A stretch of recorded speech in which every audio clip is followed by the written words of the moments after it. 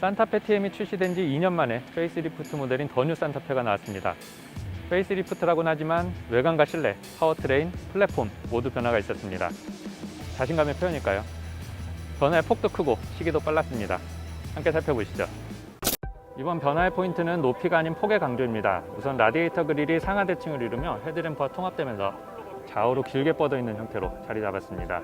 3개의 램프가 세로로 길게 배치되어 있던 헤드램프의 레이아웃도 가장 아래쪽에 함께 묶여있던 방향지시 등이 상단의 DRL과 통합되면서 2개의 램프가 가로 형태로 재배치됐습니다. 덕분에 양쪽 범퍼 끝단에 있는 인테이크가 강조되면서 역동적인 느낌을 살릴 수 있었네요. 팰리세이드에서 선보였던 이 경계를 관통하는 DRL의 기법은 강렬한 첫인상을 만들어내는 데 무척 도움이 되는 것 같습니다. 한번 보면 웬만해선 잊혀지지 않는 캐릭터를 만들어낸 것 같네요. 이 클램프 모양의 범퍼는 조금 과한 것 같은데 차량의 외장 컬러에 따라 느낌 차이가 클 것 같습니다. 측면 형상은 크게 변하지 않았습니다. 도어 하단의 외장 가니쉬는 프론트 범퍼로부터의 연결성이 강조되면서 차체가 더 길고 안정적인 자세를 취하고 있는 듯한 느낌이 드네요. 바디 컬러 클래딩은 최상위 트림인 캘리그래피 트림에만 적용이 가능하고 적용했을 땐 훨씬 더 고급스럽고 도심에 잘 어울리는 인상을 만들어줍니다.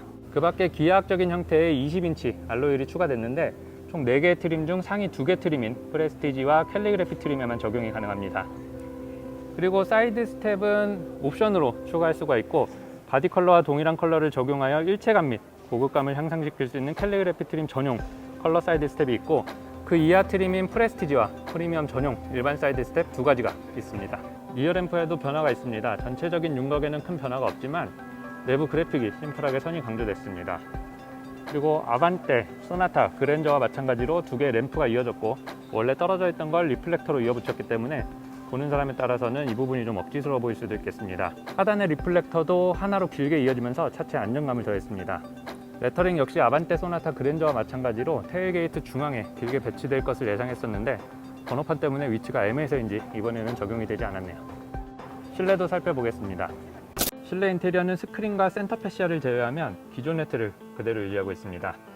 대시보드의 형상, 스티어링 휠, 에어벤트, 그리고 도어 트림까지 모두 변화 없이 그대로 유지가 됐고 계기판은 기존 7인치 컬러 LCD가 적용되어 있던 버추얼 클러스터에서 프레스티지 트림부터는 12.3인치 풀 디지털 클러스터로 변경이 가능합니다. 그 이하 2개 트림에서는 4.2인치 LCD 창이 적용된 아날로그 클러스터가 기본으로 적용이 됩니다. 디지털 클러스터는 기존의 현대차들이 써왔던 그래픽과는 큰 차이는 없습니다.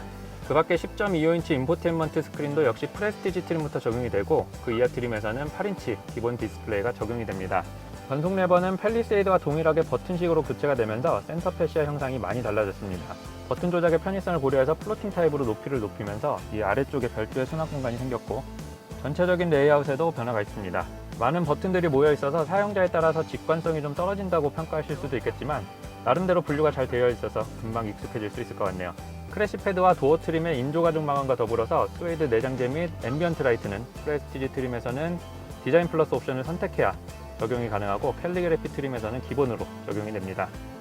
도어 포켓은 덩치에 안 맞게 좀 작아서 500ml 물병 하나 정도 수납이 가능할 것 같고 팰리세이드와 마찬가지로 차급을 생각했을 땐 너무 작은 게 아닌가 하는 아쉬움이 좀 남습니다. 대신 센터 콘솔은 공간이 넓고 깊어서 많은 것들을 수납하기 좋고 글로우 박스 크기는 평범한데 그 위쪽에 별도의 수납 공간이 있어서 이 공간도 꽤 유용하게 사용하실 수 있습니다. 그리고 변속 레버 오른쪽에 배치가 되어 있던 기존의 컵홀더는 이 아래쪽으로 위치가 변경되면서 하나가 사라지고 하나만 남았네요. 대신 이 옆에 스마트폰 수납 공간이 생겼고 무선 충전 패드까지 마련되어 있습니다. 그리고 앞쪽에 덮개를 열면 한 개의 USB 포트와 숨어있던 컵홀더가 하나 더 나왔네요. 컵홀더는 총 2개입니다. 왜 이렇게 했을까요? 참고로 스마트폰 무선 충전 패드는 헤드업 디스플레이와 묶여있는 플래티넘 1 옵션을 선택해야만 얻을 수 있습니다.